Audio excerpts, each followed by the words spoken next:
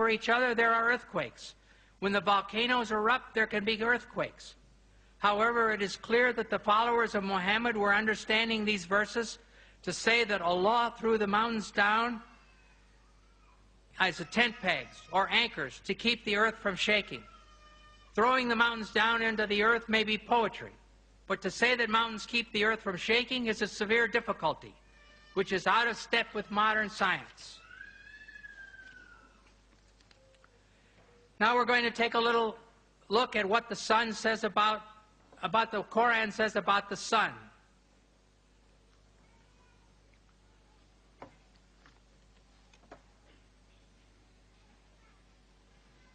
In the Surah of the Kahf, 1886, it says, until when Zul Qarnayn, that's Alexander the Great, reached the setting of the sun, he found it set in a spring of murky water. I'm sorry. In 20th century science, the sun does not set in a spring of murky water. And then in the criterion of Furqan 25:45-46, it says, hast thou not turned thy vision to thy Lord, how he prolongs the shadow? If he willed, he could make it stationary. Then do we, God, make the sun its guide. What about this? As the sun's, if you think of the sun overhead, you have no shadow or a little tiny shadow. And then as the sun goes down, your shadow gets longer on the other side. Well, the sun is stationary in relation to the earth. It's not what causes the shadow to shift. The rotating earth guides the shadows. So if you demand 20th century accuracy, the surah should say, the rotating earth causes the shadows to change. Now we'll look at a different subject, Solomon's death. Whether this is science, I don't know. Maybe sociology. Solomon's dead. He's propped up on his staff. Says the jinns work for him as Solomon desired. Then when we decreed death upon Solomon, nothing showed them his death except a little creeping creature of the earth, which gnawed away his staff. And when he fell, the jinns saw clearly how, if they had known the unseen, they would not have continued in the humiliating penalty of work. So here's Solomon. He's dead.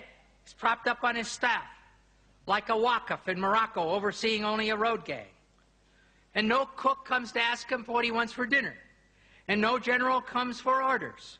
And none of his nobles come to say, let's go hunting. No one notices. I'm sorry. I do not believe this story. And it won't fit 20th century sociology or 7th century sociology, where the king would never be left alone like that. Now finally, let us look at milk.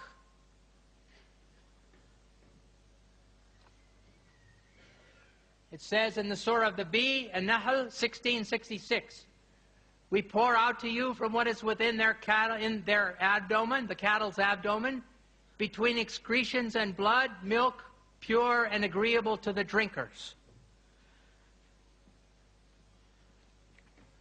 The abdomen where the intestines are, in 20th century medical science, the abdomen where intestines are is where the intestines are. The mammary glands are under the skin.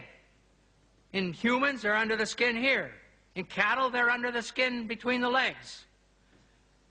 No connection. There's no connection between the breasts and the intestines and their feces in any way.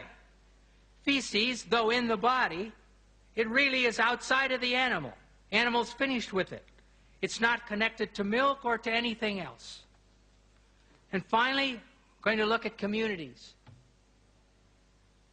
The Surah of the Cattle, Al-An'am 638, there is not an animal on the earth, nor a being that flies on two wings, but forms communities like you. Speaks about no animal on earth, not a being that flies. And then it says that every one of them is communities like you, and I assume that the Quran is speaking about we humans. Well, in some spiders, when they finish mating, the mother eats the father. Well, I'm glad that my wife didn't eat me. Even in bees, The extra male drones are thrown out to die.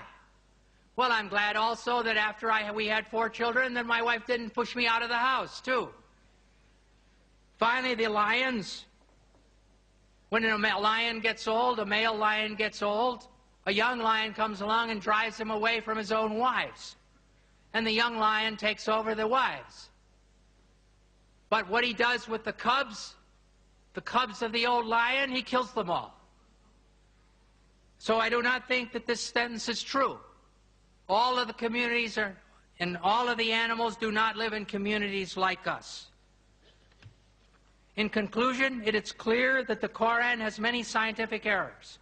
As a generality, the Quran mirrors and reflects the science of its time, the science of the 7th century A.D. We came here to seek truth.